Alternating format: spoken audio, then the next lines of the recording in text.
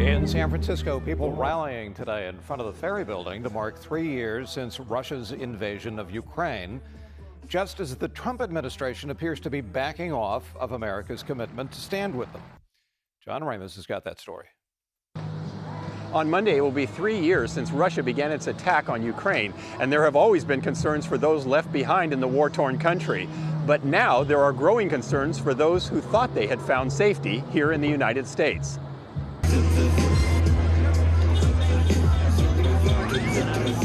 It's seen so many people together here. It's so much relief, that we continue our fight.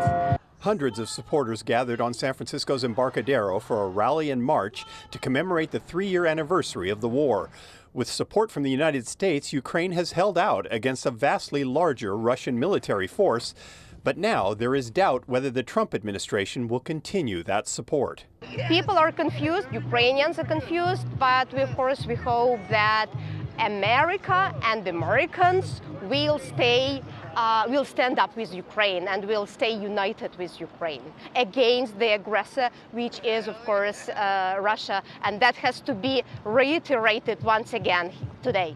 They feel it has to be reiterated because of comments from President Trump himself seeming to accuse Ukraine of starting the war. You should have ended it 3 years. You should have never started it. You could have made a deal. And now we feel like, oh my God, after all this, we face this betrayal, this statement from President of the United States, it's scary. It's really scary now.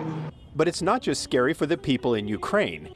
Volodymyr Shostakovich lives in Corte Madera. He began fleeing Ukraine the day after the attack began and said the journey to save his family was harrowing. You even can't imagine how hard it was, how stressed it was, like huge amount of stress, fear. The worst day of my life.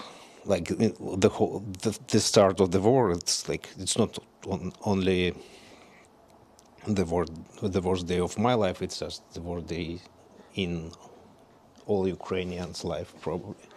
Volodymyr found work as a graphic designer and says he isn't asking for any handouts. Basically, all we need is just permission to work. We don't ask any benefits. We don't ask any insurance. We can achieve everything what we want.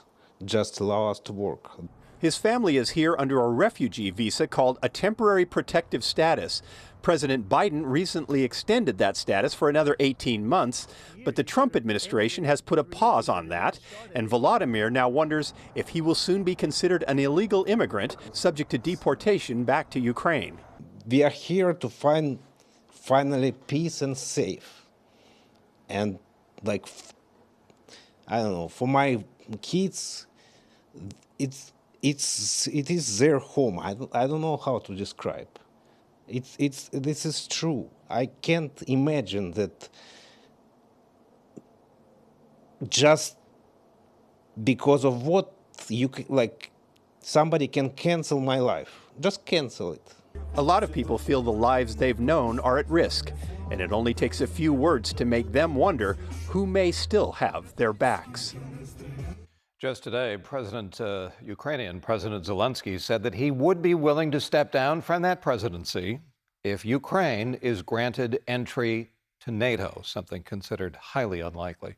He also rejected the Trump administration's proposal that would give the U.S. $500 billion worth of profits from Ukraine's rare minerals industry as compensation for the U.S.'s wartime assistance.